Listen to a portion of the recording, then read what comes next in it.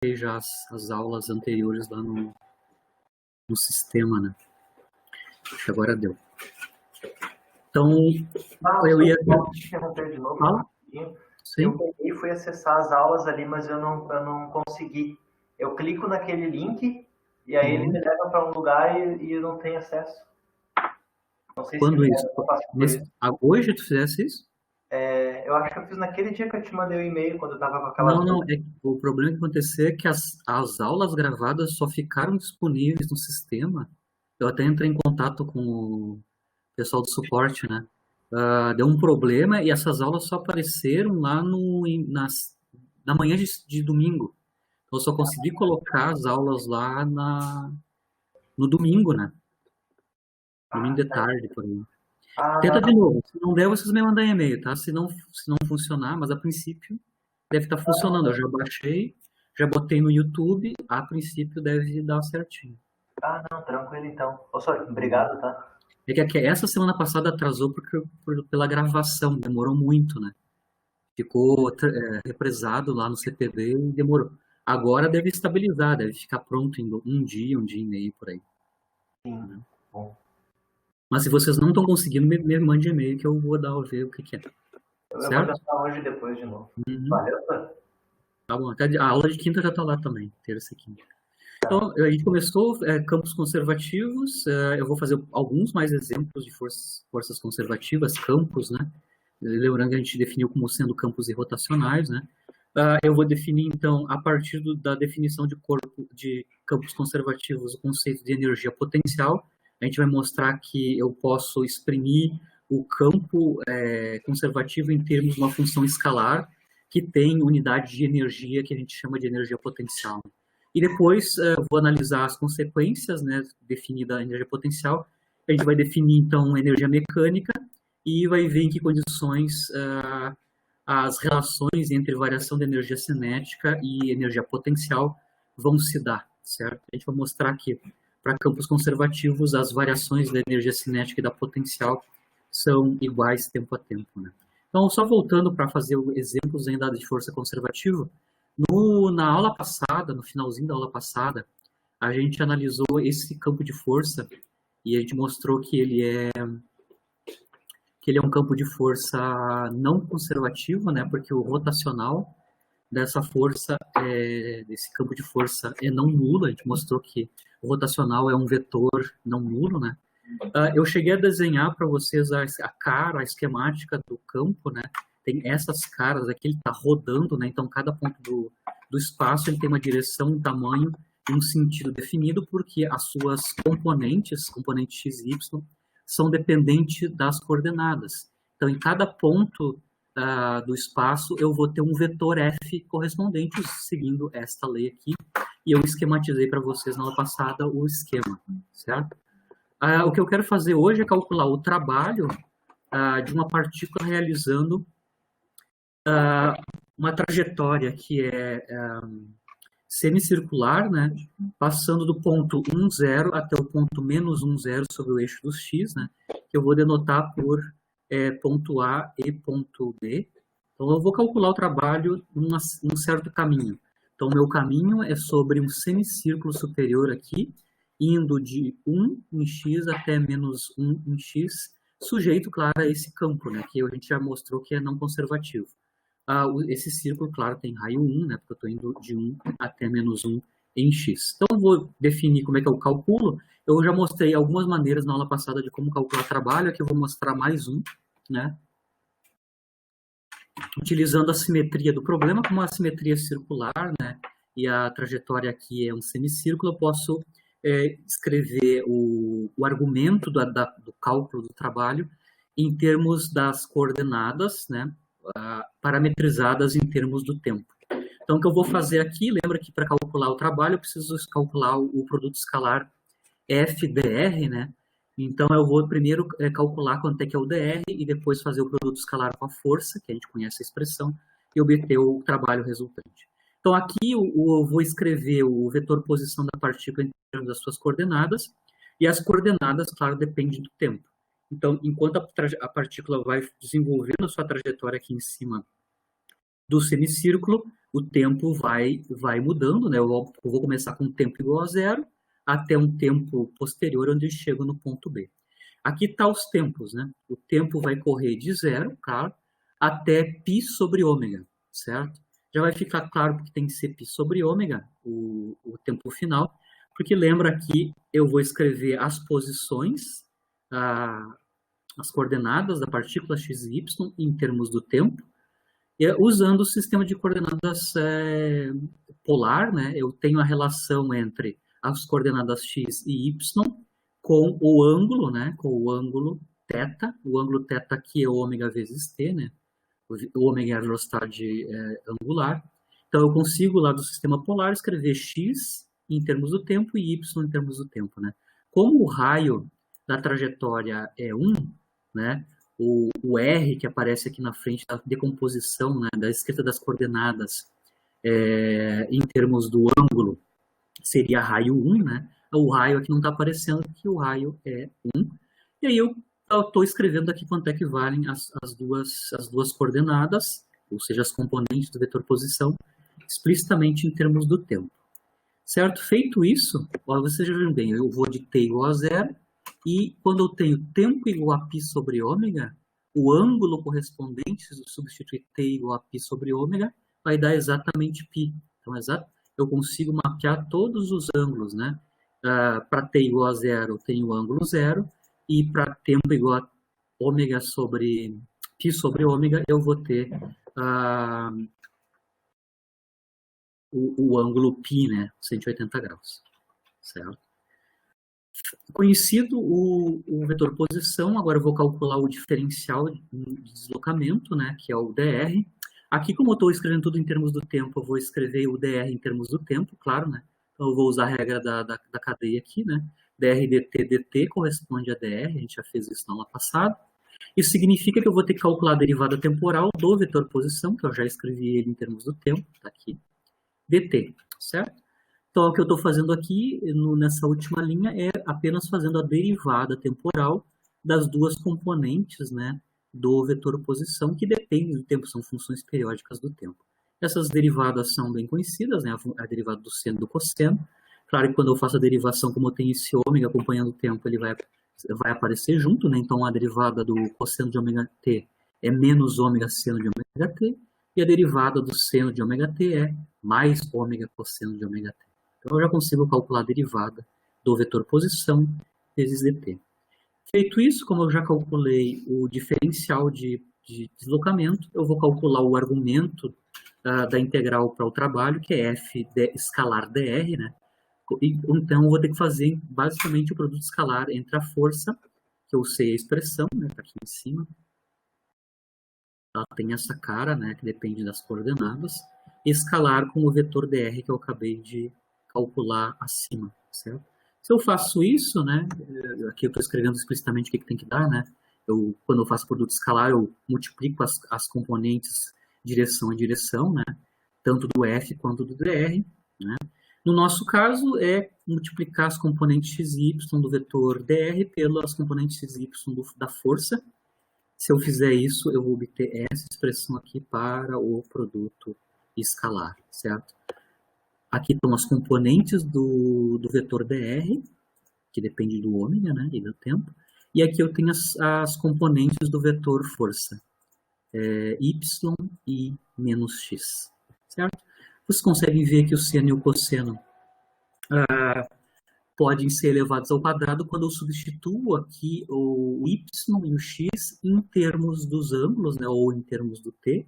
Lembrando que y é seno de ômega t, então isso vai me dar um seno ao quadrado aqui, multiplicado por esse ômega. E lembra que x é cosseno de ômega t, com este cosseno de ômega t vai me dar um cosseno quadrado. A constante que aparece na frente é sempre o ômega, eu consigo fatorar menos ômega, porque eu vou ter uma soma seno quadrado de mais cosseno quadrado, que é 1, né?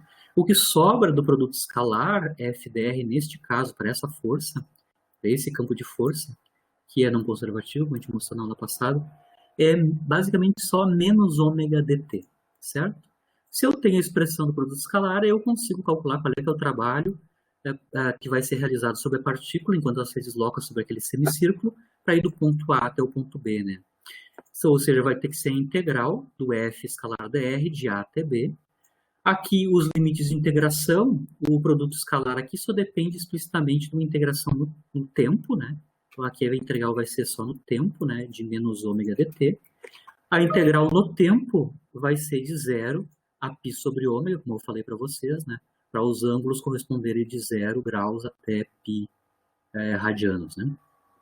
Faço a integral no tempo, certo? E que eu obtenho aqui é a integral de t, calculada de 0 até π sobre ômega. A gente vai ver que vai haver um cancelamento da frequência angular e sobra menos π como resultado da integração. Então, numericamente, o trabalho deu não nulo, certo? E vale menos π se eu fizer uma trajetória sobre esse campo não conservativo como um semicírculo, né, contrário à direção do campo girante. Né? Dá trabalho menos π unidades de joules, se for o caso. Só para andar um pouquinho mais, para usar esse exemplo, eu vou calcular o trabalho realizado sobre a partícula se ela for completar o círculo, né? Se ela for agora desenvolver uma trajetória que vai de B até A, indo pelo semicírculo inferior. Eu vou calcular quanto é que é esse trabalho. Por que eu vou fazer isso?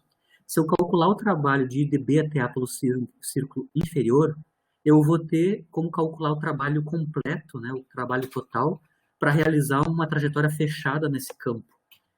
E mostrar para vocês que não vai ser zero, porque esses campos não é conservativo, né? A gente mostrou na aula passada que se o campo for conservativo, o trabalho realizado sobre a partícula para realizar um contorno fechado dentro desse campo é zero. A gente vai mostrar que é não nulo para esse caso. Aqui vamos de novo calcular, então, o trabalho realizado para agora de B até A, indo, claro, fazendo um semicírculo inferior, né? Explicitamente a gente já conhece o integrando f dr, que é menos ômega dt, e agora, claro, os ângulos aqui vão ser diferentes, né? Perdão, os tempos vão ser diferentes, né? O ângulo tem que ser de π até 2π, né? 180 até 2π andando por baixo, né? Isso corresponde a tempos que vão de π sobre ômega até 2π sobre ômega, certo? Se eu fizer a conta aqui, claro que agora os limites de integração são diferentes, porque os ângulos de chegada, de partida e de chegada são diferentes. Faço a conta da integração, substituindo os limites de integração. Eu consigo mostrar para vocês que também é menos π o trabalho realizado para andar sobre esse campo, sobre o círculo, semicírculo inferior. Agora, se eu for calcular para este campo, né, que eu sei que é não conservativo, o trabalho realizado para fazer uma trajetória completa, ou seja, fazer todo o círculo de raio 1, partindo de A e voltando em A, na nossa notação de integral de caminho fechado, é essa notação, com um círculo aqui representando caminho fechado, onde o caminho fechado é o círculo de raio 1. No nosso caso, basta somar os trabalhos, né, de A até B, pelo hemisfério superior, somado com o trabalho de B até A pelo hemisfério inferior. A gente calculou, ambos os trabalhos têm o mesmo valor, e eu vou obter, então, como trabalho total para realizar esse caminho fechado, menos 2π, que é não nulo. Ou seja, eu calculei para um campo não conservativo o trabalho realizado para fazer um caminho completo nesse campo e dá não nulo. Se ele fosse conservativo, dava nulo, mas como ele não é conservativo, o trabalho é não nulo nesse caso, certo? Só para mostrar um exemplo prático, onde o trabalho realizado por uma força não conservativa vai dar trabalho não nulo se eu estou com um caminho fechado nesse campo de força, né? Então, só para arrematar um pouquinho o que a gente ia comentar na aula passada sobre as características de força conservativa quanto ao trabalho realizado, né? É independente do caminho e o trabalho realizado para uma trajetória fechada é sempre zero. Né? Eu vou analisar um outro caso bem interessante, que é trabalho realizado quando eu tenho uma partícula carregada, né? Uma partícula carregada num campo magnético.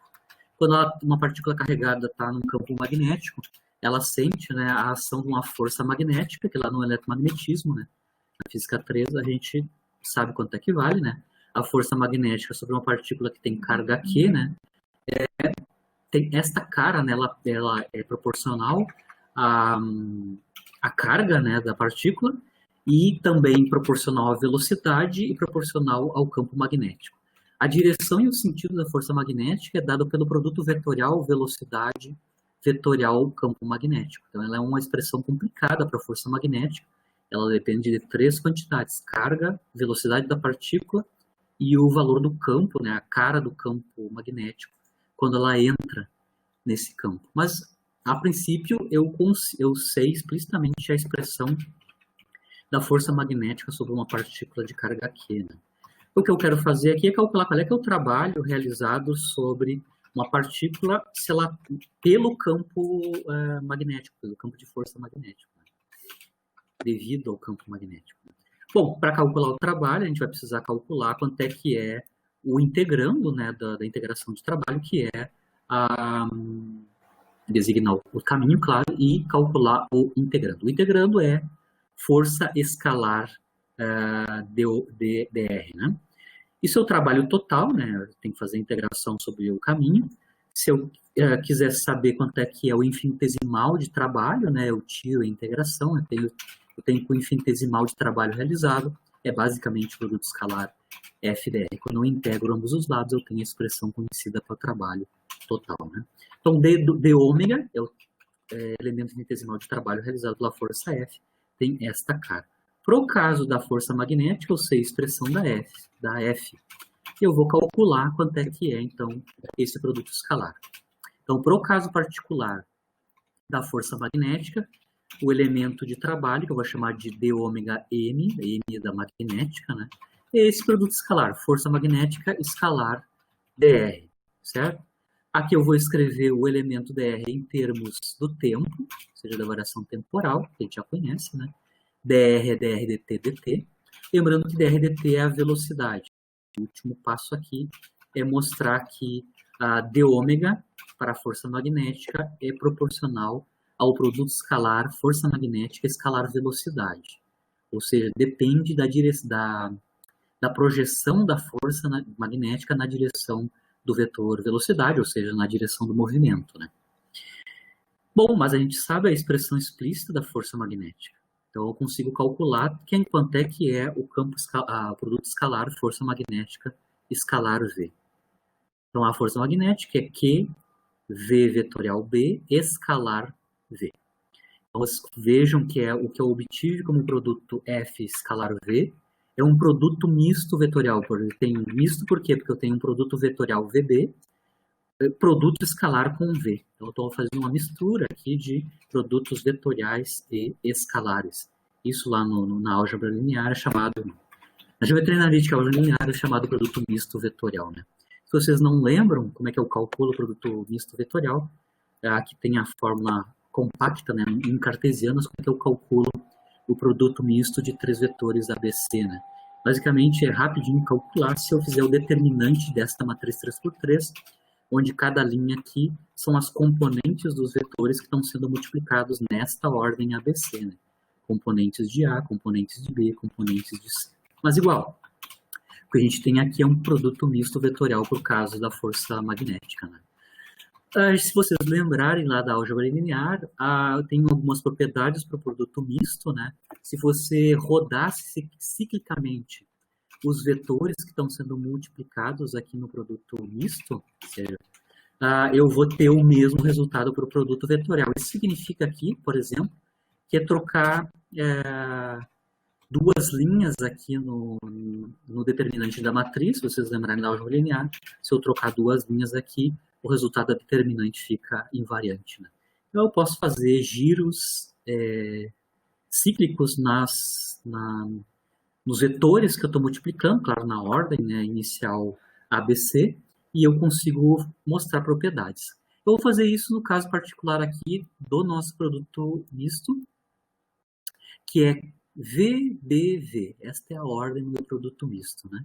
Se eu fizer uma mudança cíclica aqui, por exemplo, se eu passar o V para frente e o VB para adiante, né, que seria este caso aqui, né, eu tenho o ABC aqui é VBV. Então, eu posso escrever isso como CAB.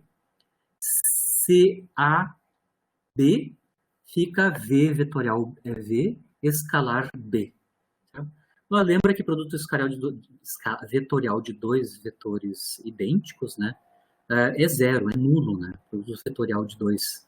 Na verdade, pode ser até de dois vetores paralelos já é zero, mas aqui eu tenho exatamente o mesmo vetor, né?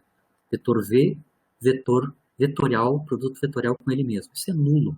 Então, o que eu obtive de resultado? Produto escalar força magnética escalar velocidade é sempre zero, independente da posição. Independente do que acontecer, sempre o produto escalar FV vai ser zero para a força magnética. Qual é que é a implicação disso? Se o produto escalar FV é sempre zero para a força magnética, isso vai significar que o elemento de trabalho realizado sobre a partícula, sobre o efeito da força magnética, sempre vai ser zero. Para qualquer deslocamento infinitesimal de R, para qualquer direção desse deslocamento infinitesimal. Isso é uma propriedade dos campos das forças magnéticas, né? Depois a gente vai mostrar que tem um nome desse tipo de propriedade, que é forças solenoidais, né? Solenoides, né? Solenoidais. E mais adiante eu vou discutir isso. Mas eu consigo mostrar que o trabalho realizado infinitesimal, tanto total quanto infinitesimal, sob a ação de uma força magnética é sempre zero. Eu vou discutir com vocês qual é que são as consequências do trabalho ser sempre zero, né? A consequência é que eu consigo mostrar qual é que é a dependência com a energia cinética de uma partícula que está dentro de um campo magnético, né? Se o trabalho realizado pela força magnética, né, o dW, é zero, e eu lembrar do teorema que a gente mostrou na aula passada, né, o teorema trabalho-energia cinética, que define que trabalho realizado pela força resultante, né, para ir de um ponto a outro, de um ponto 1 até um ponto 2, é exatamente igual à variação da energia cinética da partícula. Claro, se a força for a resultante. Eu estou aqui, então, supondo que a força magnética é a única força que está atuando sobre a partícula. Como o trabalho é zero, isso vai implicar que a variação da energia cinética de uma partícula que está sujeita a um campo magnético é conservado. Ou seja, a energia cinética em qualquer dois pontos, né? Eu posso ver que o ΔT é zero, no caso da força magnética, né? Se ele é ΔT zero, significa que a energia cinética em quaisquer dois pontos sempre vai ser a mesma, isso significa que a velocidade é a mesma em qualquer dois pontos, isso significa que a trajetória de uma partícula sujeita a um campo magnético, cuja força é a força magnética, ela sempre vai se realizar com um módulo da velocidade constante. Isso eu consigo mostrar só usando o teorema trabalho-energia cinética, que é bem simples de usar, né? Só automaticamente usamos o resultado do teorema, né? A relação entre trabalho realizado e variação da energia cinética. Não tem variação da energia cinética de uma partícula sujeita a um campo magnético, desde que a força magnética for a única atuando sobre a partícula, seja a resultante, a líquida, né? Eu posso mostrar a conservação do módulo da velocidade da partícula de outra maneira, tá aqui. Então, vou mostrar com cinemática e não pelo teorema trabalho-energia cinética. Então, aqui eu vou calcular o mesmo resultado usando basicamente a segunda lei, não o teorema trabalho-energia cinética, mas a segunda lei, né? Então, eu posso mostrar que toda partícula carregada sob a ação do campo magnético B realiza movimento sempre com V constante, através da segunda lei.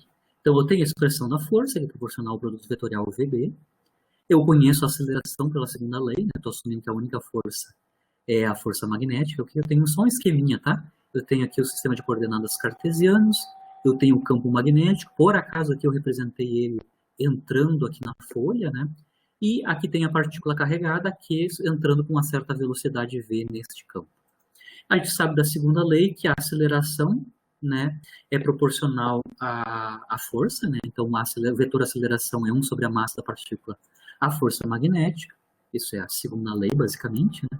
E agora eu vou projetar a aceleração na direção do movimento, na direção de V. Ou seja, eu vou aplicar o produto escalar em ambos os lados dessa equação, com o vetor V. Ou seja, eu vou projetar a aceleração na direção do movimento. Ou seja, fazer este produto escalar, né? A escalar V, que basicamente é a projeção do vetor aceleração na direção de V, certo? Isso vai ser proporcional, claro, à projeção da força magnética na direção da velocidade, certo? Do lado direito, o que significa o produto escalar? Se isso aqui der zero, eu consigo mostrar que esses dois vetores são perpendiculares entre si. Mas igual, eu preciso calcular agora o que a gente acabou de mostrar, né? O produto escalar F vezes V. F vezes V é zero. Então, eu consigo mostrar novamente, como F vezes V escalar V é zero, que este produto escalar da aceleração e do vetor velocidades é nulo. Um produto escalar nulo significa que esses dois vetores aqui são perpendiculares. Então, uma partícula entrando num campo magnético com uma certa velocidade V, vai se dar o movimento dela, além de ser com velocidade constante, a gente já sabe, né? Já sabia pelo teorema, ela se dá de uma maneira muito específica, de maneira que o vetor aceleração está sempre perpendicular ao vetor velocidade, ou seja, a aceleração é sempre perpendicular à velocidade. Basicamente, isso quer dizer que a aceleração é centrípeta, né? Eu vou mostrar que a aceleração é constante partindo dessa igualdade aqui. Sei que para a força magnética, os vetores de aceleração e velocidade são perpendiculares entre si, né? Ou seja, a aceleração é centrípeta, né? No caso da força magnética. Eu vou abrir um pouquinho a conta aqui de quanto é que esse produto escalar A escalar V, certo? Lembrando que A, a aceleração, é a derivada temporal da velocidade. Então, eu posso escrever A escalar V como sendo dv dt, vetor dv dt, escalar com V. Isso na notação do pontinho, né? É V ponto, vetor V ponto, escalar V. Então, a escalar V nada mais é que V ponto escalar V, certo?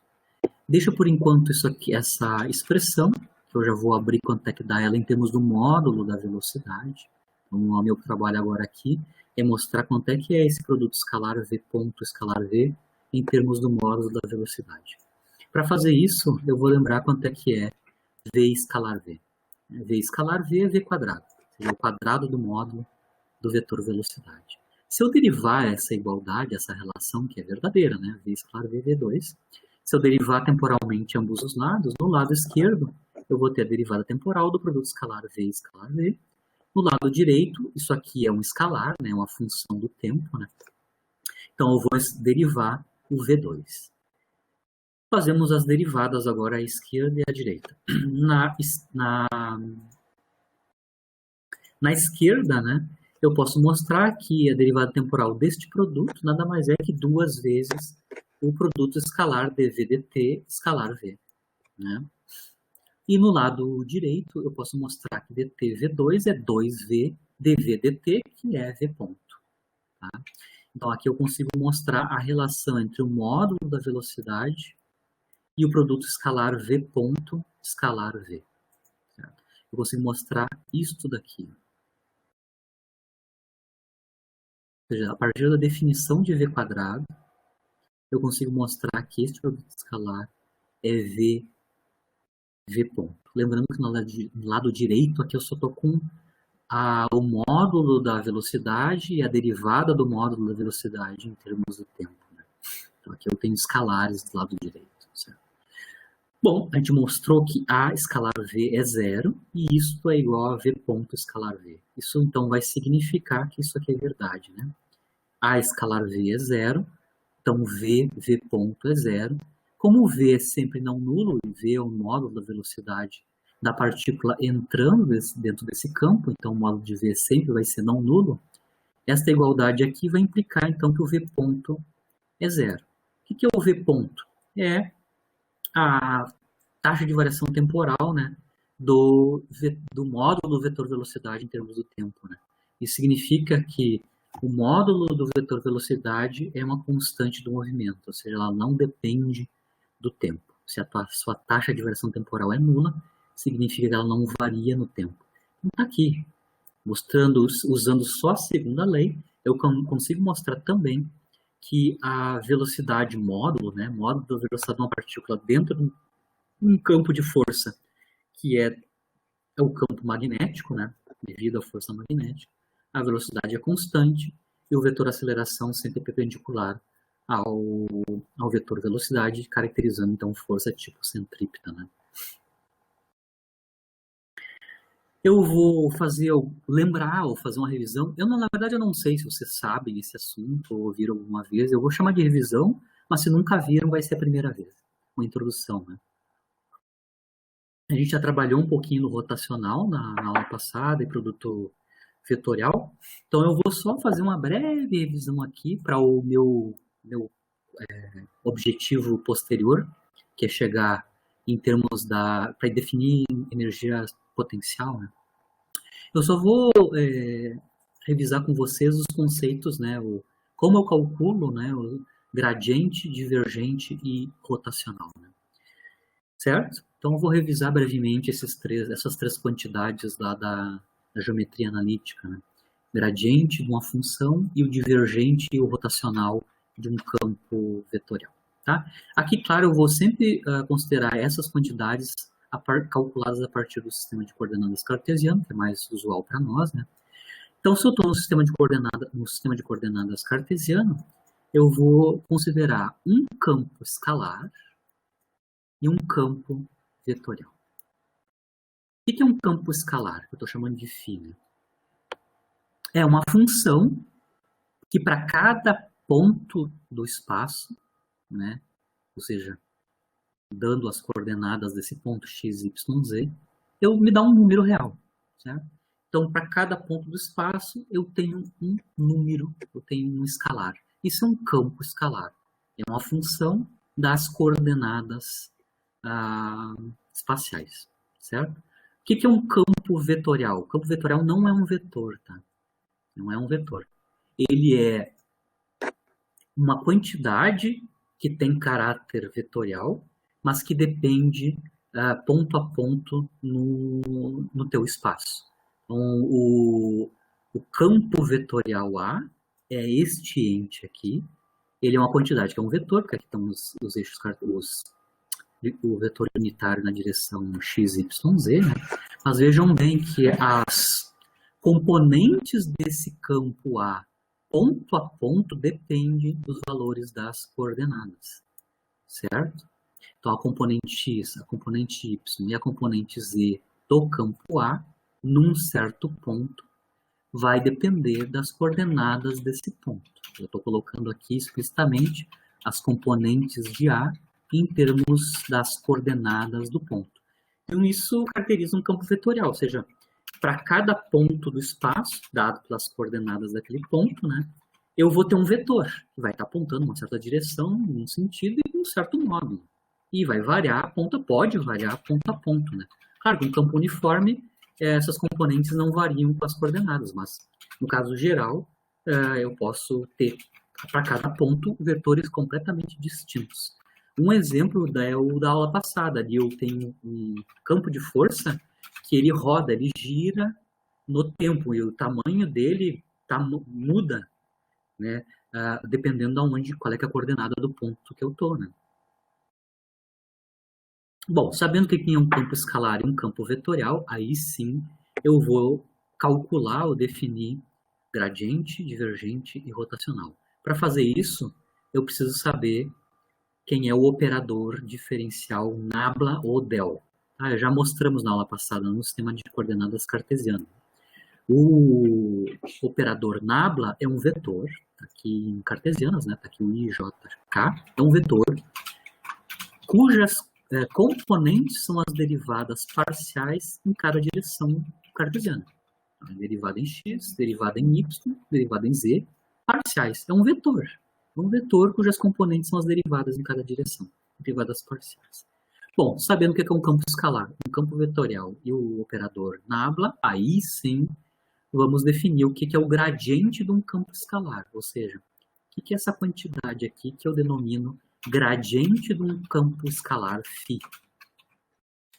Isso aqui é a aplicação desse operador diferencial, que é um vetor, né, sobre uma função de 3 variáveis, né, que é o campo φ, campo escalar φ.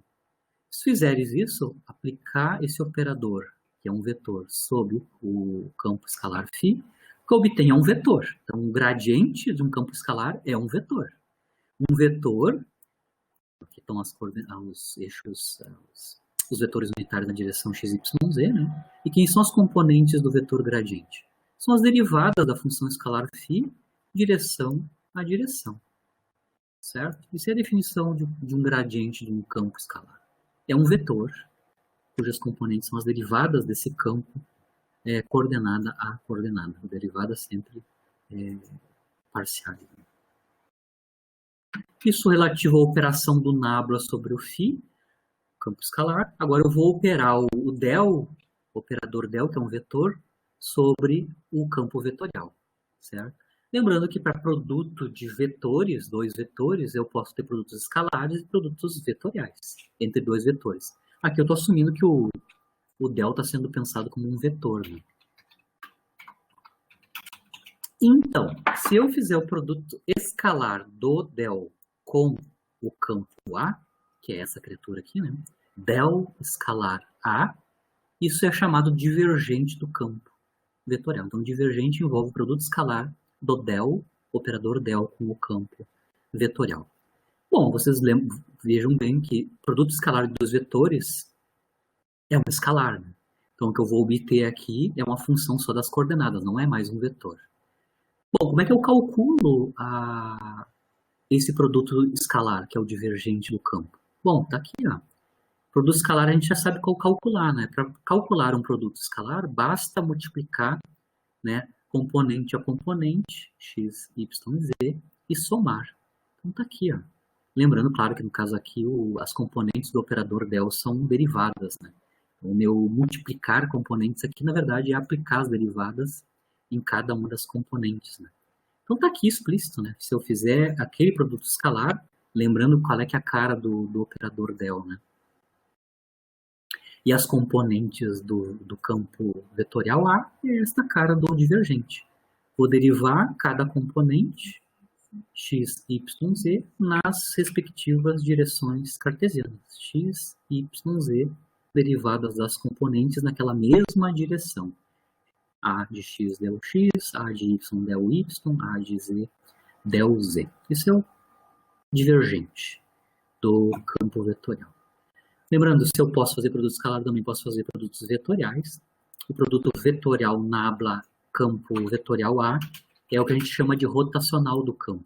Certo? Rotacional do campo A, que foi o que a gente calculou na aula passada. A gente calculou rotacionais, né, em cartesianos. Então, o rotacional do campo A é o produto vetorial desses dois vetores, do nabla e do campo A. Certo? Eu mostrei para vocês como é que eu calculo o produto vetorial usando aquela forma mnemônica, né, de bolso, né? Calculo o determinante da matriz quadrada, onde a primeira linha são os versores na direção x, y, z. A segunda linha são as componentes do primeiro vetor no produto vetorial. As componentes do primeiro vetor aqui são as componentes do vetor del. As componentes do vetor del são essas aqui, são as derivadas parciais em cada direção. E, finalmente, a última linha são as componentes cartesianas do vetor A. Então, aqui, as componentes x, y, z do campo A. Certo? Eu posso calcular de maneira rápida, com essa fórmula que é usada um determinante, mas eu posso calcular explicitamente, né, abrindo esse determinante, componente a componente. Aí vocês vejam o que é mais rápido de calcular. Eu dou as duas fórmulas, né, específicas para calcular o rotacional. Tá? Posso calcular em termos do determinante ou em termos das derivadas, né, sobre cada componente do vetor A. Né? Bom, defini para vocês aqui como é que eu calculo na prática no sistema cartesiano. Divergente de um campo escalar, rotacional e o gradiente do campo escalar, o divergente e o rotacional de um campo vetorial. Vamos para a prática, né? Então, aqui eu tenho um campo escalar de uma cara específica, né? E um campo vetorial. Então, meu campo escalar tem essa cara específica. Então, é uma função que depende das coordenadas. Ou seja, se eu entrar as coordenadas, cada coordenada que eu entrar aqui vai me dar um número real. Certo? Por exemplo, um campo escalar pode ser o campo de temperatura. Você tem uma superfície onde a temperatura não é uniforme em cima dela, eu posso definir para cada ponto quanto é que é o valor da temperatura. A temperatura é uma quantidade escalar, né? Ela não tem direção nem sentido. Então, por exemplo, no caso prático, um exemplo de campo escalar é o campo de temperatura.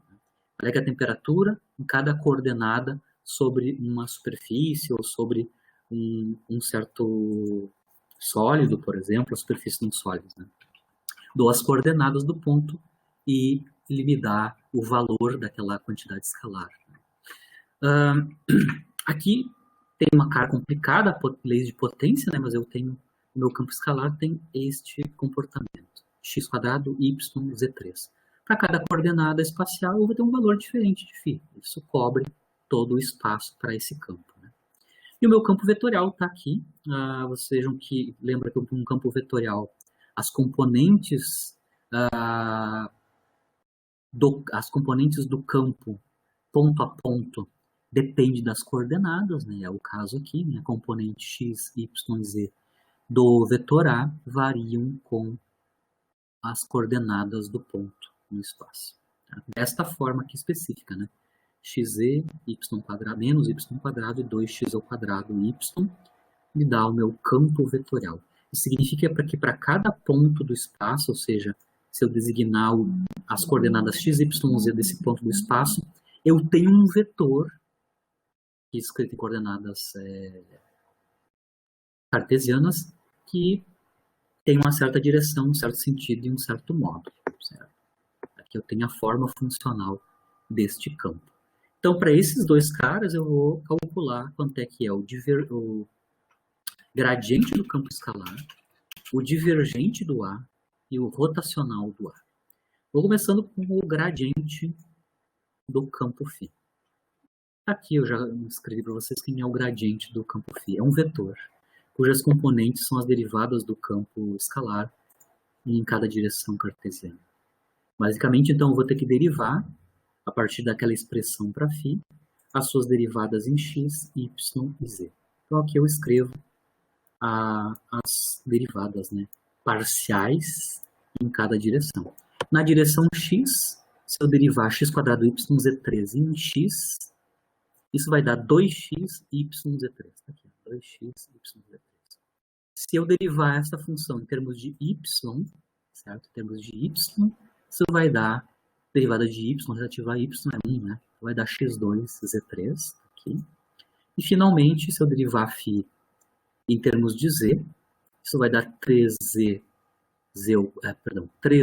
ao quadrado, x2y. Está aqui, 3x² y, z2. Nas derivadas parciais, a gente deriva só naquela variável que eu estou derivando, né? E considera as outras variáveis como sendo constantes. Né? Então, aqui está o vetor gradiente daquele campo escalar. Né? É um vetor que tem essas cargas. É um vetor para cada ponto do espaço. Ele está apontando uma direção em um sentido e tem um módulo que depende das coordenadas. O divergente do campo vetorial A, este campo aqui, né? Eu já escrevi para vocês qual é que é a cara, né? Eu vou ter que derivar cada componente do vetor A em termos das coordenadas. Aqui eu já estou colocando para vocês quem são as componentes em termos das coordenadas, né? Já está explícito. Pesquei daqui, né? Componente x, y e z. Então aqui as três componentes.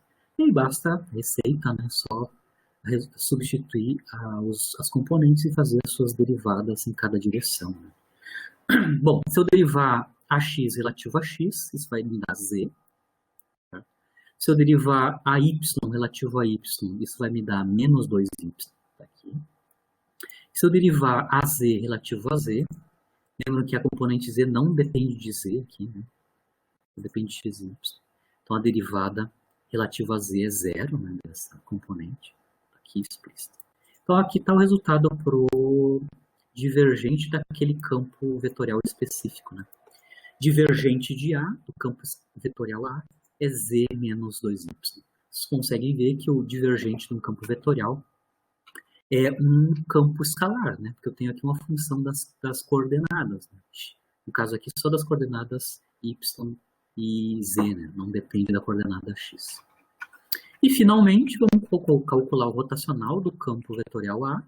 Aqui eu estou usando a minha forma mnemônica, né? Ou seja, eu vou calcular o determinante dessa matriz, onde a primeira linha é os versores, segunda linha os componentes do del, que são as derivadas, e a última linha as componentes do vetor A. Está tudo aqui explícito.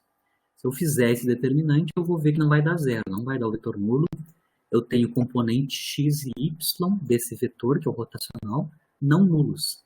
A componente x desse vetor vale 2x², e a componente y vale x menos 4xy, certo? Então, o rotacional do campo vetorial A é um vetor, e é um vetor engraçado, porque ele existe só no plano xy, porque ele não tem componente z aqui. Então, o rotacional deste campo vetorial aqui específico, que é um campo vetorial no 3D, né? Ele tem a dependência em todas as coordenadas, as 3 cartesianas. O rotacional é um vetor que são vetores que só existem no plano xy. Certo? Bom, aqui eu só fiz os exemplos práticos da definição do gradiente rotacional e divergente, genericamente, né? Só fazendo a conta matemática. Eu vou usar essas quantidades que eu defini agora e pratiquei um pouco com vocês para encaminhar uma coisa que eu quero mostrar, é que campos de forças centrais são todos conservativos, independente da cara dele, tá? Para mostrar que um campo de força central é sempre conservativo, é um campo conservativo, eu vou precisar mostrar algumas propriedades do vetor posição e etc. Tá? Eu só fiz um esquenta ali nas operações. Né? Então, eu vou começar para valer. Agora eu quero calcular, por exemplo, o rotacional, que agora eu já sei calcular rotacional, né? De um vetor específico, de um campo vetorial específico, que é o vetor posição. Tá? Vocês conseguem ver, não sei se vocês se deram por conta disso, né? O vetor posição, tá aqui, né? Aqui as componentes do vetor posição são as coordenadas da partícula, né? X, Y, Z. Se vocês olharem aqui o campo, o vetor posição de uma partícula, se eu vario o tempo, né? Ele não deixa de ser um campo vetorial, né? Eu tenho um vetor que é diferente para cada coordenada do espaço, né? Caracterizando o movimento da partícula. Então, o vetor posição é um campo vetorial do ponto de vista matemático. Bom, se ele é um campo vetorial, eu posso calcular o rotacional deste campo, ou seja, rotacional do vetor posição. Certo? Então, se eu fizer aquele determinante, né? Claro que agora a última linha vai ser a última linha do determinante da matriz que eu vou calcular, né? A última linha são as componentes x, y, z do vetor posição. São as coordenadas, né? X, y, z. Bom, eu posso calcular de dois jeitos, né? O rotacional do R, tanto com o determinante quanto da expressão explícita do produto vetorial, certo? Onde o primeiro vetor é del e o segundo vetor é o R. Em ambos os casos, eu consigo mostrar que sempre vai dar zero, vai dar um vetor nulo o resultado do rotacional do vetor posição. Então, é uma informação que eu vou guardar. Isso sempre vai funcionar, né? Isso sempre vai acontecer. O rotacional do vetor posição, que é um campo, não partícula, né? Que é necessariamente um campo vetorial, ele é sempre nulo, certo? Sempre nulo. Então, eu já consegui mostrar algumas das propriedades do vetor posição. Seu rotacional é zero. Um vetor nulo. Seguimos o baile. Agora, eu vou fazer uma conta à parte aqui. Eu quero pegar uma função escalar, mas ela tem uma cara muito específica. Certo? Lembra que uma função escalar é uma função das coordenadas. Né? Eu quero construir uma função que é bem particular. Tá? Essa função escalar, que é o meu φ, né? Eu estou chamando de f aqui, mas é o φ, né? Campo escalar φ, que dependeria das coordenadas, das 3 coordenadas x, y, z. Mas essa função escalar eu quero que ela tenha uma cara especial. Ela dependa apenas do módulo do vetor posição, ou seja, apenas de R. Ou seja, essa é uma função das coordenadas, mas ela é uma função das coordenadas de uma maneira muito particular. Ela é uma função do módulo do vetor posição, ou seja, uma função apenas de R. Seja uma função apenas do módulo do vetor posição. Né? Ou seja, R2, né, é a soma dos quadrados das coordenadas da partícula, né? Então, essa função aqui tem uma cara muito particular em termos das coordenadas. Ela é uma função do módulo de R, certo? Uma função que tem esta cara, uma função que é dependente só apenas do módulo de R, certo? Tem uma simetria, que a gente já sabe qual é, né? Que é simetria radial, como o nome está dizendo, né? Ela depende explicitamente só do tamanho do vetor posição. Né? Tem simetria radial esse tipo de campo escalar. Né? Bom, se eu tenho um campo escalar que é particular, que depende só do módulo de R, ou seja, é um campo escalar que tem simetria radial, eu quero calcular o gradiente desse campo escalar específico. Ou seja, qual é que é o gradiente de uma função que tem simetria radial? O gradiente de f, onde f tem simetria radial. Bom, eu vou calcular explicitamente, então, quanto é que é o gradiente de f, usando a expressão do gradiente, né? É um vetor cujas componentes são as derivadas da função em termos das coordenadas cartesianas. Né? Lembrando que R tem uma dependência com as coordenadas bem específica. Né? R é raiz quadrada de x2 mais y2 mais z2. Né? Ok, então, sabendo disto, eu sei que f é uma f de R, mas esse R depende das coordenadas de uma maneira específica. Eu vou calcular, por exemplo, quanto é que é a derivada parcial de x da função f de R. Só o primeiro componente aqui do vetor gradiente. Então, a derivada de f relativa a x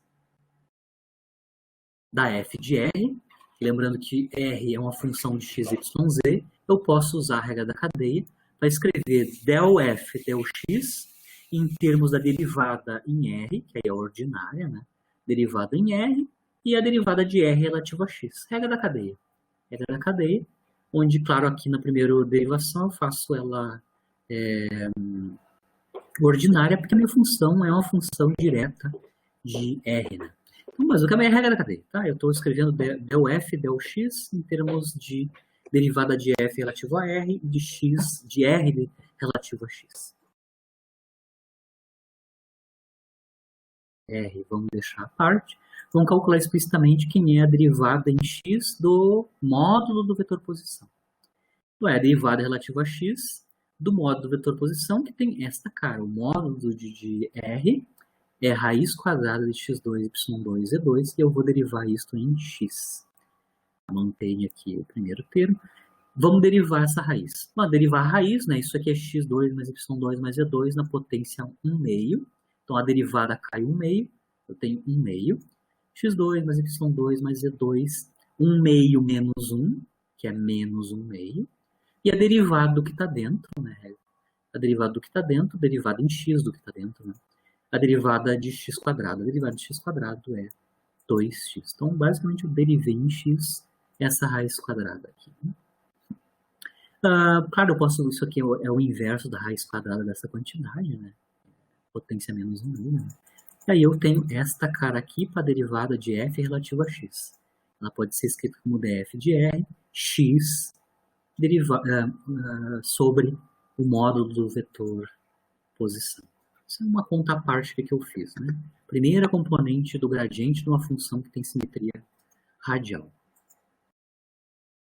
Certo? Basicamente aqui está a forma compacta que eu acabei de calcular. Né? Del f, del x é df dr, x sobre r. Certo? Eu posso até passar esse r junto com a derivada em r aqui. Eu obtenho isto, né? O df de x é proporcional a x, isso é que importa aqui. E algo que depende de r apenas. Se eu repetir o que eu fiz para a derivada em x para as outras componentes, a derivação que eu vou fazer é exatamente a mesma. Então, o resultado vai ser igual. Ou seja, se eu derivar em y a f de r, eu posso mostrar que vai ser o mesmo resultado que o caso em x, né? Só vai mudar a variável. Então, onde eu tenho x ali, vai virar y e o mesmo objeto que está multiplicando a coordenada. Mesmo objeto. A mesma coisa para z, se eu derivar em z a f de r, fazendo a mesma derivação que eu fiz para o y, você consegue mostrar aqui tem a mesma cara que para x, né? As mesmas quantidades aparecem, 1 sobre r df de r, e as coordenadas, x, y, z, aqui é z, tá? Tem um errinho aqui, zzinho, z. As derivadas, que são as componentes do vetor gradiente da função radial, são conhecidas, certo? Volto aqui na expressão, coloco a expressão das componentes, certo? Fatoro o objeto que é comum às três componentes, né, que é o 1 sobre r f dr. O que sobra depois da fatoração é este vetorzinho aqui, né? xi, yj, zk, que nada mais é que o vetor posição, né? Vetor posição. E aí eu chego em uma quantidade, uma relação que vai ser importante para nós, que é que o gradiente de uma função radial, certo? O gradiente de uma função radial, ela é proporcional ao vetor posição. Porque lembra que o gradiente de uma função escalar é um vetor, né? No caso aqui, se a função é radial, esse vetor é proporcional ao vetor posição. Isso é uma segunda propriedade importante relativo ao R, né? Eu mostrei agora há pouco que rotacional do vetor posição é nulo, dá zero, é o vetor nulo, e o gradiente de uma função radial é proporcional ao vetor posição. Eu fiz essa conta específica, certo? Para mostrar esta propriedade aqui. Eu sei que o rotacional do vetor posição é zero, mas eu posso mostrar que o produto vetorial gradiente de f radial com r dá zero. Por quê? Vejam aqui, eu acabei de mostrar que o gradiente de f é proporcional ao vetor posição. Se eu calcular o produto vetorial do gradiente de f vetorial com o vetor posição, isso vai implicar que eu vou calcular então o produto vetorial de r com r, porque o gradiente é proporcional a r, vetor r. Então o produto vetorial r é zero, e aí eu consigo mostrar esta propriedade importante aqui para uma função radial. O gradiente dessa função radial vetorial com o vetor posição dá zero. Então eu tenho que o rotacional de r é zero, e este produto vetorial que envolve o gradiente de uma função radial também é zero. Certo? Eu estou calculando essas coisas, vocês não veem sentido nisso que eu estou calculando, mas é que eu vou usar aquelas duas propriedades ali, né, do gradiente do rotacional de R e que este produto vetorial aqui é nulo, para mostrar que campos de forças centrais, todos eles, não importa a cara, são todos conservativos, ou seja, são todos irrotacionais. Tem rotacional zero. Então aqui eu quero analisar explicitamente campos de forças centrais. Eu vou só dar dois exemplos clássicos, né, de forças, de campos de forças centrais, né, a força gravitacional e a força eletrostática, né, são campos de forças centrais. Por quê? Olha aqui, eu tenho aqui uma massa fonte que eu estou chamando de emissão e uma carga fonte que eu estou chamando de quesão, que estão na origem de um sistema de coordenadas cartesiano, tá?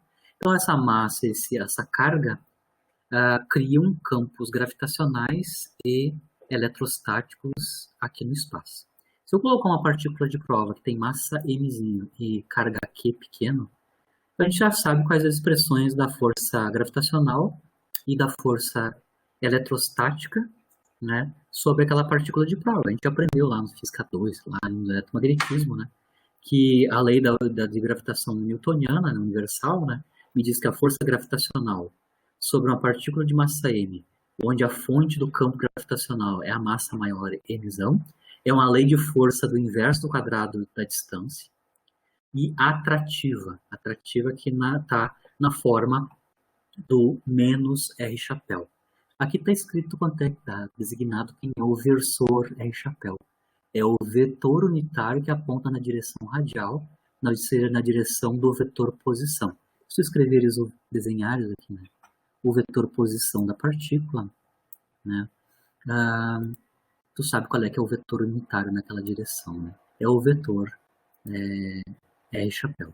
Então, a força gravitacional aponta no sentido contrário ao vetor radial. É atrativo, né? Então, aqui, se eu escrever em termos de R, né, eu posso ainda escrever a força gravitacional como sendo uma algo que depende da distância radial, né, e aponta na direção menos R.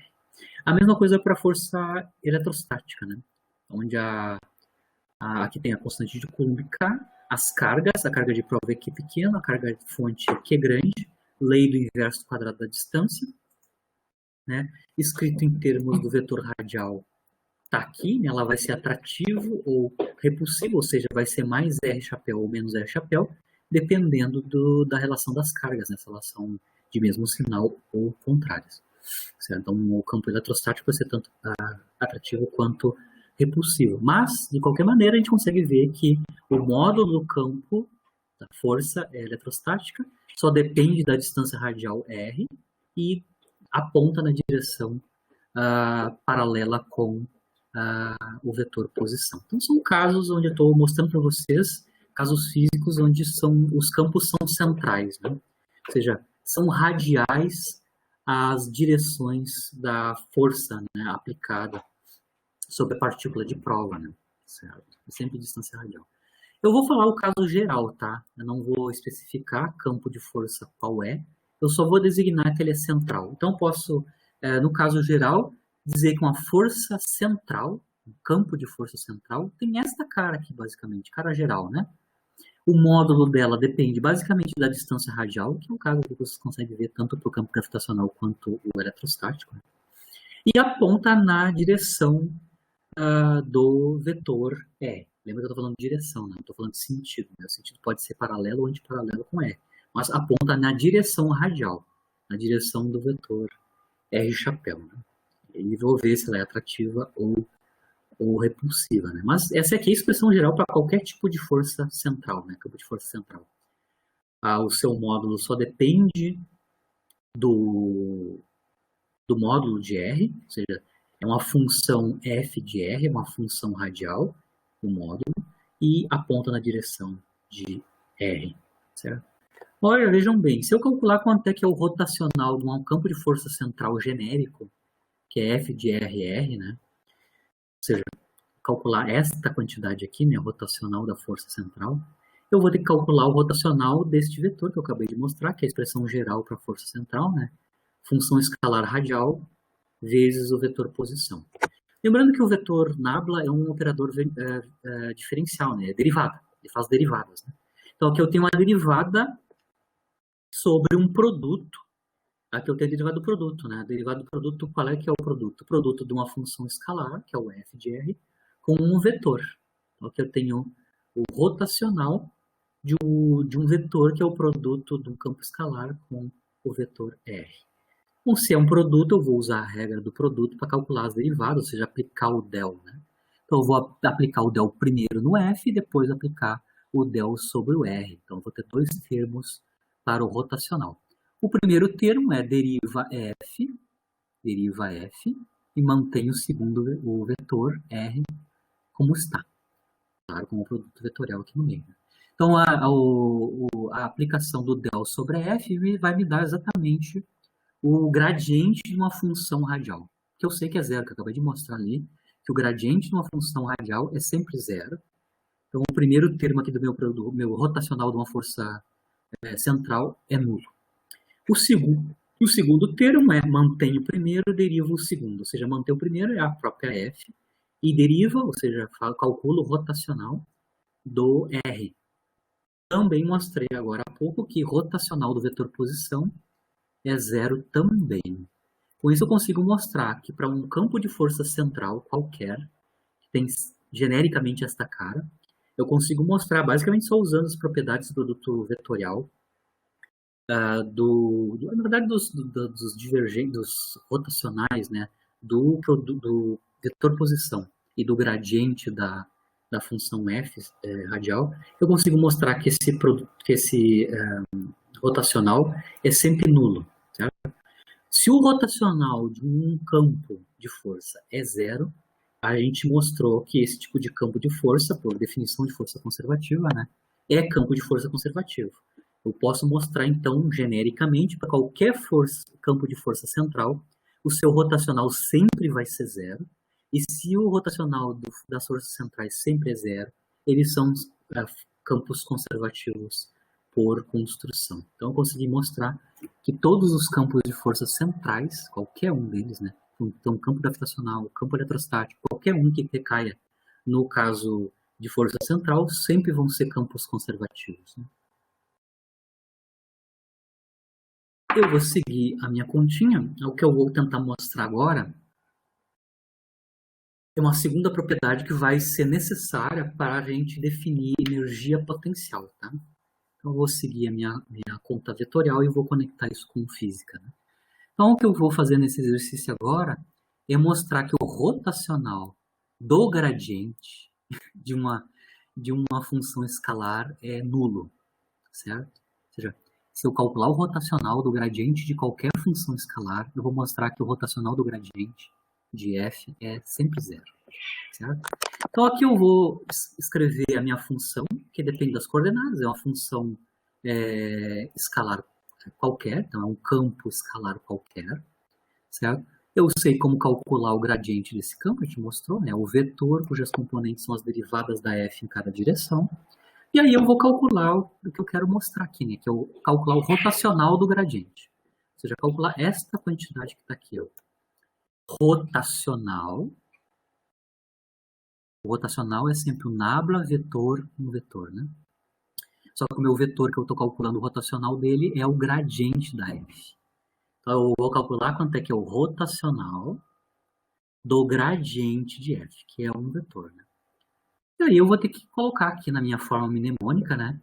E calcular o determinante dessa matriz quadrada aqui, onde a primeira linha são os versores, a segunda linha são os componentes do del, as derivadas, e a terceira linha são as componentes do vetor gradiente.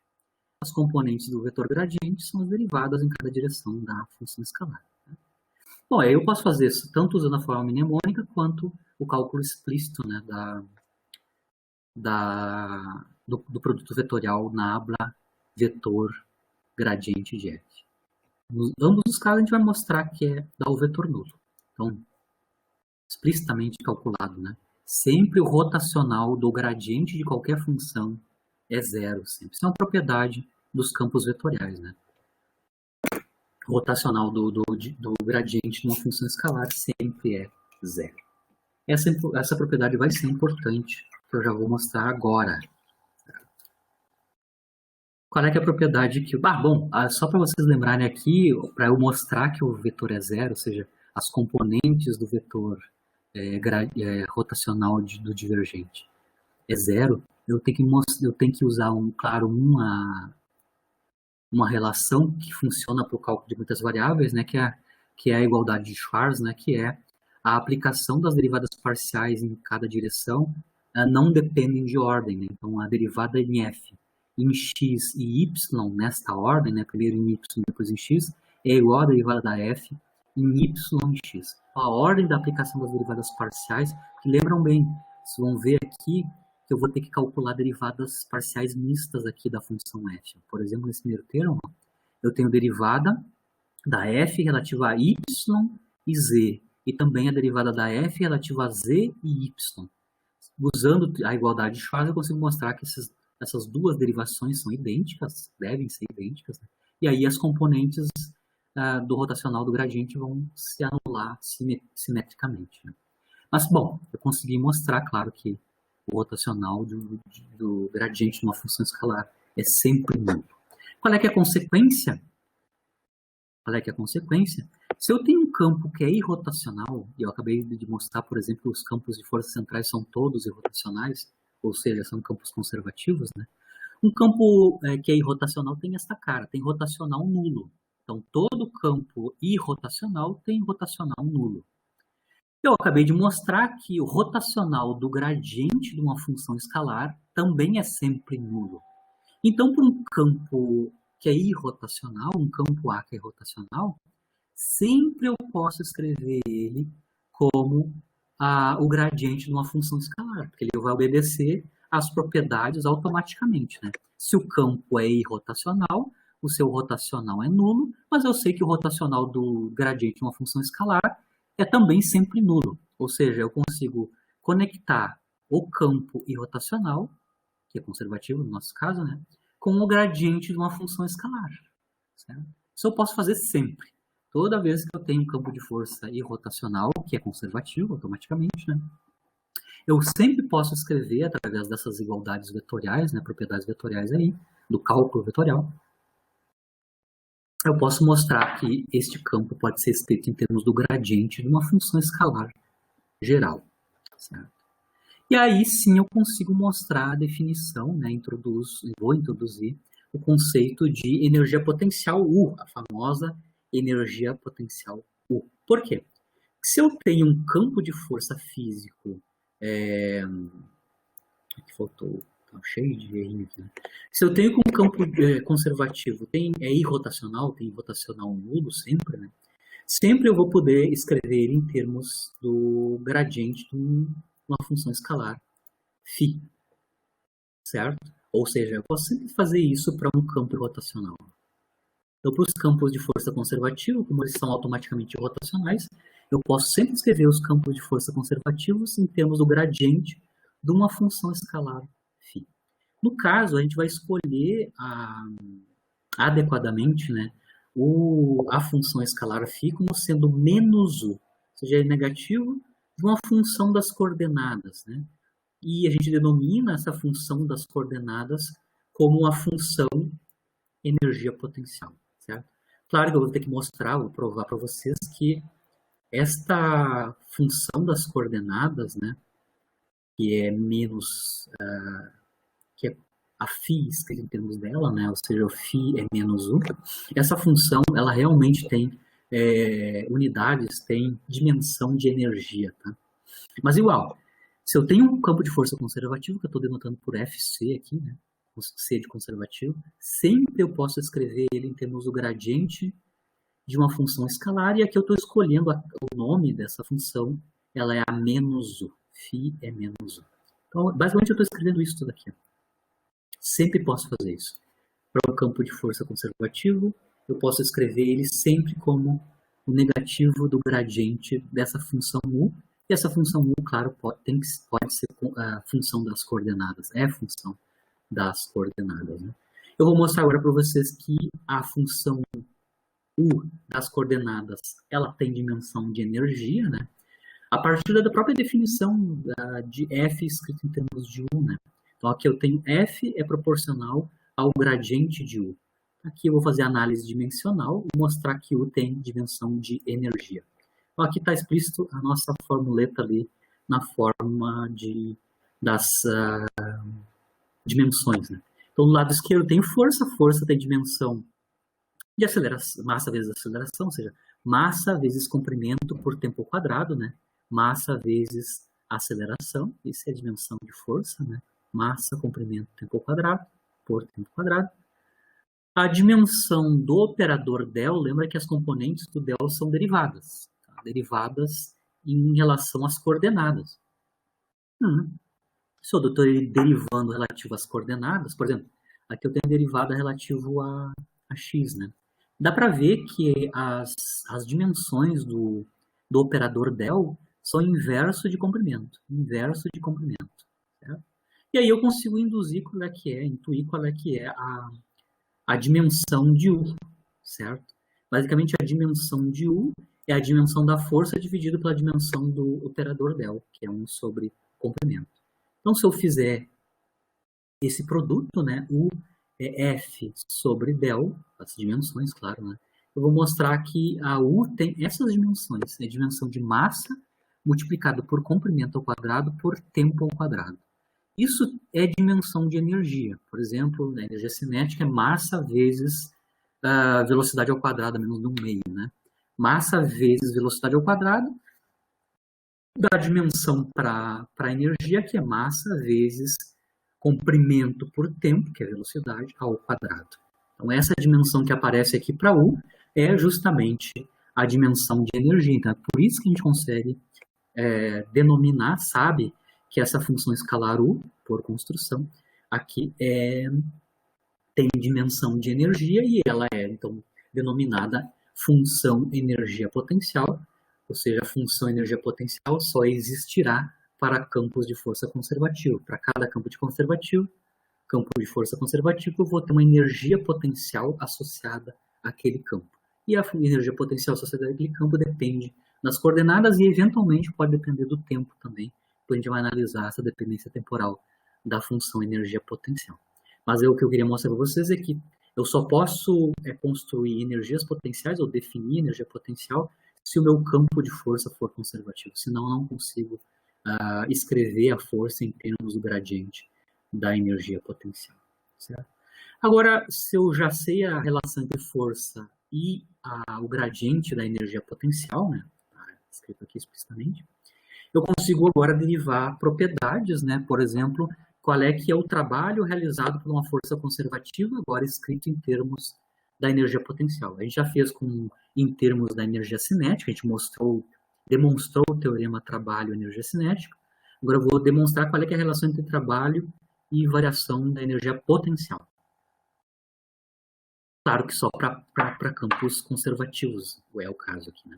Então, para um campo conservativo, eu vou calcular o trabalho para ir de 1 até 2, como sendo a integral de 1 até 2, ou seja, configuração 1 até a configuração, pode ser o ponto 1 ou ponto 2, do produto escalar FDR, onde F, claro, é o campo de força conservativo.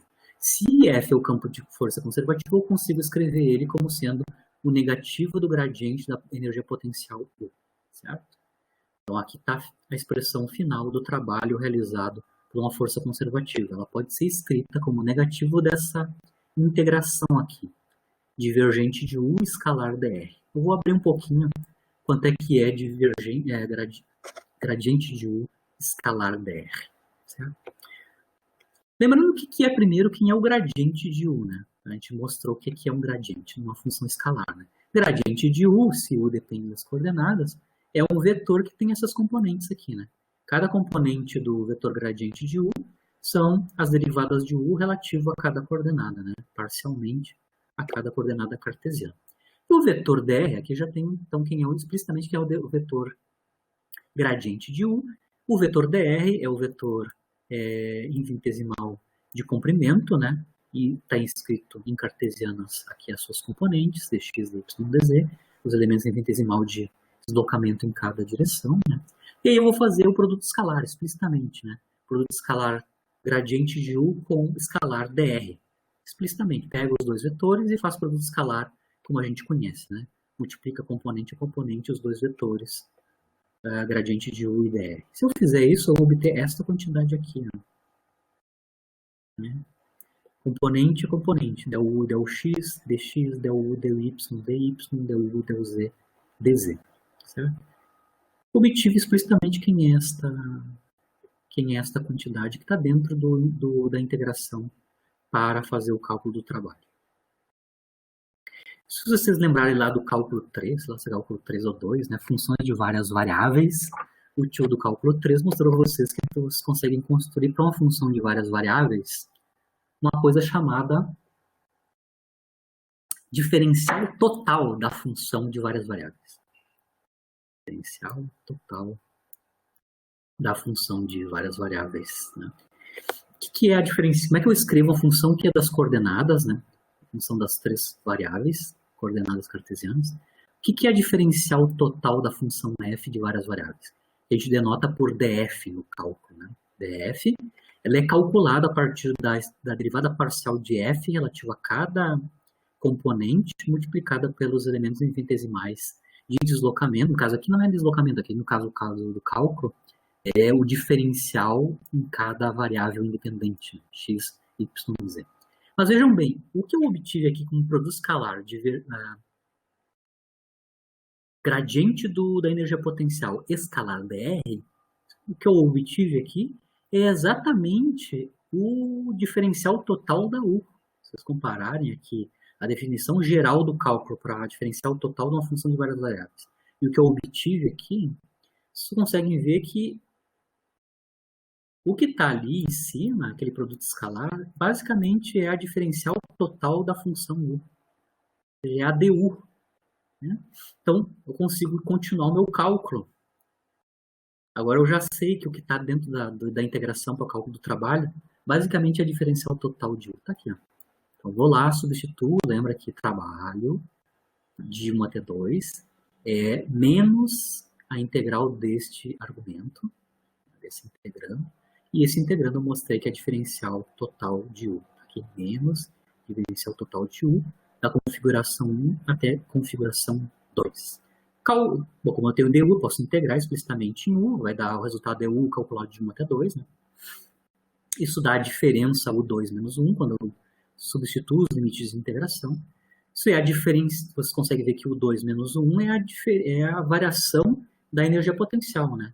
Para ir do ponto 1 até o ponto 2, ou da configuração 1 até a configuração 2. Então, eu consigo mostrar que o trabalho realizado numa força conservativa para ir de um ponto 1 ou da configuração 1 à configuração 2 é o negativo da variação da energia potencial. Certo?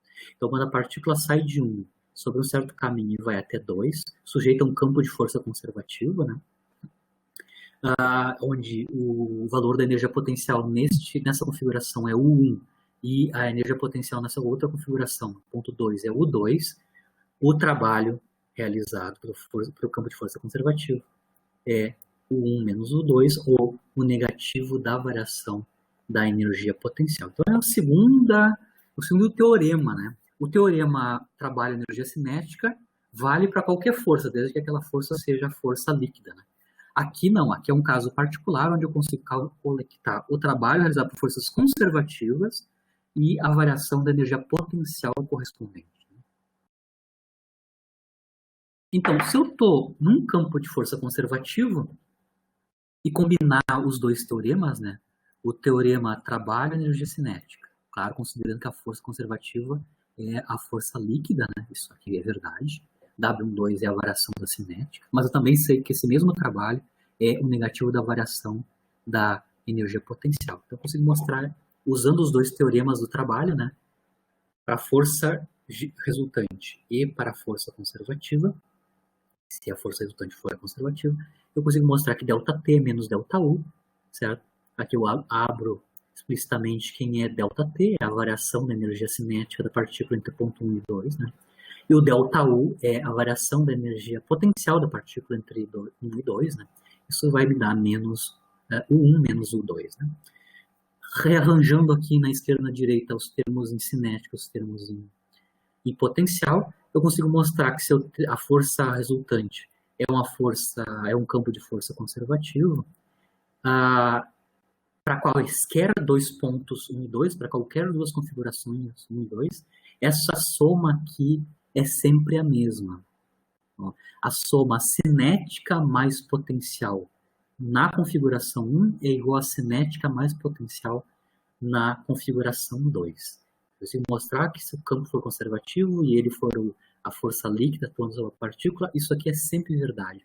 A soma da cinética mais potencial para um dado ponto é igual à soma cinética mais potencial para qualquer outro ponto, né? Aqui, claro, estou assumindo que a energia potencial não depende explicitamente do tempo, só depende das coordenadas. Com isso, eu consigo definir agora a energia mecânica, eu consigo ver que essa quantidade aqui é conservada, né, no movimento. Ponto a ponto, configuração a configuração, a soma sempre continua dando a mesma se a potencial não depender, a energia potencial não depender explicitamente do tempo, né? E aí a gente chega na definição de energia mecânica, né? Consigo mostrar que essa soma é sempre conservada, é uma constante de movimento. Ela, que a gente chama de energia mecânica, né? A soma da energia cinética mais a energia potencial para qualquer configuração, né? Então, para cada ponto do espaço, para qualquer configuração espacial, eu somo a cinética e a energia potencial correspondente e eu obtenho a energia mecânica do sistema ou dessa partícula sujeita àquele campo de força conservativo, né? Lembrando que um corpo pode estar sujeito a vários campos conservativos e ela pode estar, então, a energia mecânica dela sendo escrita em termos das somas das diferentes contribuições para a energia potencial, né? Ali no exemplo de força central sendo a força gravitacional e E a eletrostática, uma partícula carregada, aquela partícula carregada, né, está sujeita a dois campos conservativos, né? Ou o gravitacional e o eletrostático, né? Tem duas energias potenciais ali, né? Eu tenho uma energia potencial gravitacional e eu tenho uma energia potencial eletrostática associada aos dois campos conservativos, né? Então, aqui no caso daquela partícula, se ela está sujeita a duas forças conservativas, aqui eu vou ter que escrever para a energia mecânica, né, a soma das energias potenciais associada a cada um dos campos conservativos. E só para encerrar a aula, eu vou, a partir da expressão da energia mecânica, relacionar o trabalho realizado por forças não conservativas. Então, para encerrar a aula, eu vou analisar o caso onde eu tenho uma partícula e ela está sujeita a várias forças conservativas e não conservativas. Então, o caso mais geral possível, né? Eu tenho uma partícula que está sujeita a campos de força, tanto conservativos quanto não conservativos. Por exemplo, força de atrito, forças não conservativas, né? Força de atrito, a força de resistível que a gente mostrou, né? O cinético, perdão, o arrasto inercial e o viscoso. Todos aqueles campos, aquelas forças lá são não conservativas, né? Elas fazem com que a partícula tenha uma perda da energia cinética dela, né? Quando ela está sujeita a aquelas forças resistivas, né? Mas aqui então no caso geral, né? Tem uma partícula e ela está sujeita a várias forças, algumas são conservativas e algumas são não conservativas, né? Eu vou usar o que a gente acabou de mostrar ali quanto à variação da energia cinética e potencial, a relação entre a variação da energia cinética e potencial para campo de força conservativo, né? Então, se eu quero calcular o trabalho total realizado sobre a partícula, tanto pelas forças conservativas quanto pelas forças não conservativas, aqui eu vou explicitar o trabalho realizado pelas conservativas e o trabalho realizado pelas não conservativas, né? Se a força resultante é conhecida, que é a soma das conservativas e não conservativas, eu posso usar direto o teorema trabalho-energia cinética. Ou seja, a força resultante, que inclui tanto forças conservativas e não conservativas, me dá o trabalho total, é basicamente igual à variação da energia cinética da partícula. Se eu tenho isso, aqui eu vou escrever explicitamente o trabalho realizado pelas forças conservativas, né? Acabei de mostrar aqui que o trabalho realizado por forças conservativas são igual ao negativo da variação da energia cinética. Então, vou colocar isso aqui também. Tá? Trabalho realizado pelas forças conservativas é o negativo da variação da energia potencial. Aqui tem o trabalho realizado pelas forças não conservativas, né? Igual a ΔT, que é a variação da energia cinética. Aí eu consigo mostrar, isolando o trabalho realizado pelas forças conservativas, que ele pode ser escrito em termos das variações da energia cinética e da energia potencial da partícula, sujeito a esses campos de força, tanto conservativos quanto não conservativos. O trabalho realizado pelas forças não conservativas é basicamente a soma das variações da energia cinética e da potencial. Ou seja, é a variação da energia mecânica da partícula, né? Porque a energia mecânica é a soma da cinética e da potencial. Então, tem a ΔM aqui, né? E aí eu consigo mostrar essa outra propriedade no caso geral, onde eu tenho campos de forças conservativos e não conservativos. O trabalho realizado pelas forças não conservativas, as resistivas, né, é igual à variação da energia mecânica da partícula. Ou seja, a parte da energia mecânica da partícula vai ser transformada em outro tipo de energia que não é mecânica, né, nem cinética e nem potencial, né, certo? Claro, se eu estou só com campos de força conservativos, claro, o trabalho realizado pelas forças conservativas é sempre zero, né?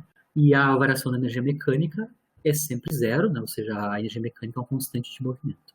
Mas se eu estou no caso geral, eu consigo conectar o trabalho realizado pelas forças não conservativas com a variação da EMEC. A perda da EMEC se dá pela transformação da energia cinética e das potenciais em outros tipos de energia que não são cinética nem potencial. Pode ser energia térmica, pode ser energia sonora, etc., na forma de ondas, né? Ondas sonoras, etc. Outro tipo de energia que não seja cinética e nem potencial da partícula.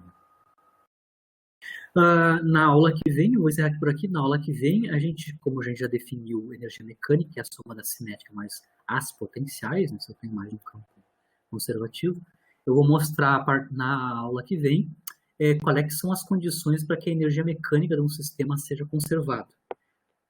Eu vou mostrar na aula que vem que se a energia potencial não depender explicitamente do tempo, a energia mecânica do sistema de partículas, da partícula, vai ser uma quantidade conservada, ela vai ser uma constante de movimento. Ou seja, quais são as condições para a conservação da energia mecânica. Na aula que vem a gente vai demonstrar isso, né? E fazer, claro, exemplos, né? E a partir da demonstração da conservação da energia mecânica, eu consigo usar a conservação da energia mecânica para descrever a dinâmica da partícula, abrindo mão da descrição via segunda lei. Então, uma outra maneira de descrever a dinâmica da partícula, ao invés de usar a segunda lei, que é uma lei vetorial, né, que relaciona a aceleração com o vetor força resultante, eu posso construir todas as equações de movimento, a princípio, né, para a maior parte dos casos, eu consigo construir as equações de movimento a partir da expressão da energia mecânica se esse sistema conservar a EMEC, né? Na aula que vem eu vou mostrar como é que a gente faz isso, né? Vou mostrar alguns exemplos onde o fato da energia mecânica ser conservada, automaticamente eu consigo obter as equações de movimento sem precisar fazer mão da segunda lei. O importante é que se eu estou usando energia mecânica, a minha equação de movimento está sendo dada por uma relação que é basicamente escalar, né? Ou seja, só escrita em termos das energias, né? Cinéticas e potenciais. Na ementa da física, da mecânica clássica para licenciatura, lá no finzinho do semestre, a gente vai aprender noções, né, da mecânica lagrangiana e hamiltoniana. Essas duas abordagens, lagrangiana e hamiltoniana, basicamente usam para descrever as equações de movimento a energia, certo? A energia total na forma da EMEC. Né? É uma outra maneira de abordar a dinâmica. Passa da uma dinâmica vetorial da segunda lei para uma dinâmica baseada em escalares, né, que é o conceito de energia e a conservação dessa quantidade, certo? Paro aí, e aí fico à disposição para perguntas. Né? Perguntas? Alguma pergunta, alguma dúvida? Hoje foi um pouco mais denso, né, porque eu precisei definir várias coisas e aprender a calcular, né, propriedades vetoriais para eu conseguir mostrar algumas coisas para vocês. Pode falar. Senhor, olha só, eu estou ali resolvendo a equação diferencial, né? Tá, daí seguinte, quando ela for de ordem 1, eu vou usar a técnica da separação de variáveis que o senhor ensinou, né? Isso. Tá, aí se ela for, por exemplo, de uma ordem 2, é a mesma técnica ou eu tenho que partir para outro recurso? Aí me situa ele. O que vocês fizeram de cálculo? Vocês tiveram uma cadeira de equações diferenciais? Tivemos, mas eu estou me perdendo em umas coisas. Tá. Então, assim, para equação diferencial ordinária de primeira ordem, separação de variáveis é tranquilo. Tá. Ela pode até ser não linear, tem alguns casos que consegue ainda obter resultado analítico por separação de variáveis, substituindo. Agora, de segunda ordem, que são as EDOs de segunda ordem, aí vai depender qual é que é a cara dos termos acompanhando as derivadas de primeira e segunda ordem. Aí tem várias técnicas lá na cadeira de equações diferenciais. O tio lá mostrou várias maneiras. Resolução via equação característica, via Wronskiano, via redução à primeira ordem. Em alguns casos dá para fazer uma transformação de variável e transformar uma equação de segunda ordem em primeira. Então, várias técnicas, tem pelo menos 5 ou 6 técnicas. A técnica da transformada de Laplace. Professor, então... Tem várias técnicas para derivada para EDO de segunda ordem, aí vai depender da cara da tua EDO. Aí tu vai lá papirar lá qual é que é a cara da tua EDO e pegar na receita, né? Ó, Beleza. essa cara aqui eu vou ter que resolver desse jeito.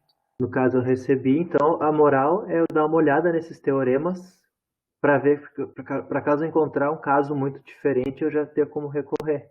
Uhum. A EDO não tem uma situação definida, tipo aquela Na segunda ordem, aí vai depender do caso. A cara da expressão da equação diferencial vai te dizer qual é que é a técnica para resolver mais adequada. Mas eu estou te dizendo, tem N, vai depender da minha situação. As nossas que a gente usa aqui em mecânica clássica, a maior parte, né? Elas podem ser resolvidas por uma coisa chamada método da equação característica, né? Isso porque os coeficientes que estão multiplicando as derivadas de segunda e primeira ordem são dependentes no máximo, ou são constantes, ou seja, são coeficientes constantes, né? Ou são dependentes apenas da variável independente. Né? Tá. Por exemplo, a equação do oscilador harmônico ou do θ 2 pontos, né, que a gente mostrou na aula passada. Né? Se tu olhar ali, na aula passada, a expressão da equação diferencial para os ângulos, né, que a gente mostrou. Mas vamos fazer o do oscilador harmônico. Vamos ver se eu consigo escrever aqui para ti a equação diferencial do oscilador harmônico. Né? Por exemplo,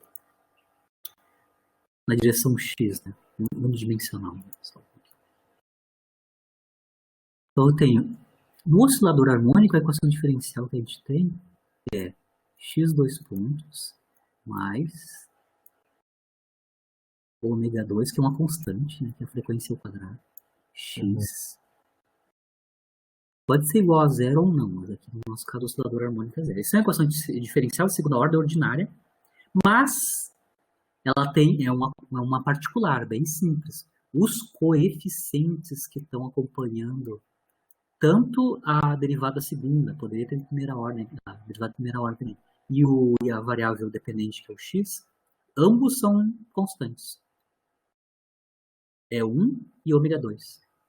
Se ela recai, a tua equação diferencial recai nesse tipo, aí tu pode usar o método da equação característica. Tá. Se os coeficientes aqui dependerem da variável independente do tempo, aí o negócio começa a ficar encardido. Aí tem que ver qual da técnica eu vou usar. Sim. Ainda essa aqui é homogênea, ou seja, o termo constante aqui é zero.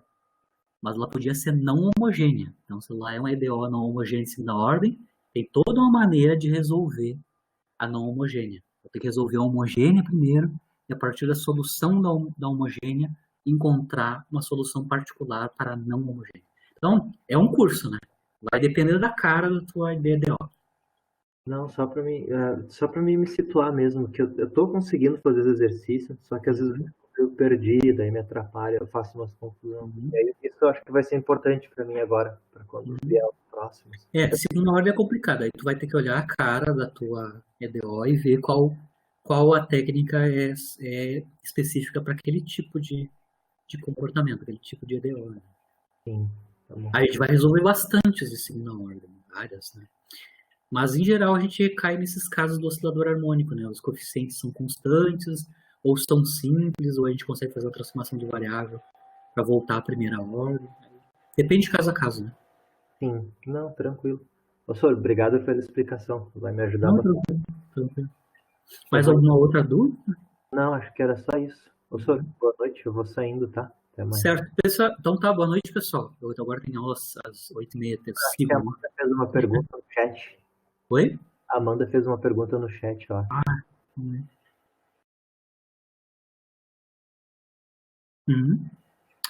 A terceira, né, Amanda, ela está falando da redução, né? A terceira ordem, sim, você consegue ver que por construção, quando eu vou aumentando a ordem, vai aparecendo 1, 2, 3 e assim por diante. É isso aí mesmo. 3 logaritmo de 10 sobre K. Vai dar uma distância bem menor que aquelas duas que a gente calculou, né? A gente calculou, acho que era menos de 1 metro, né? 80 centímetros, depois era 1,80 m para 2 ordens, e aí calcular a correspondente. Isso. Mais uma ordem, né? Bom, se cair 3 ordens de grandeza da velocidade da bala, aí não faz nem cosquinha, né? Muito baixa a velocidade depois de cair 3 ordens, né? Bem pequenininha a velocidade. Tá quase parada, né? quase parado. Então, na água, a gente mostrou que já cai 2 horas só com menos de 2 metros, né?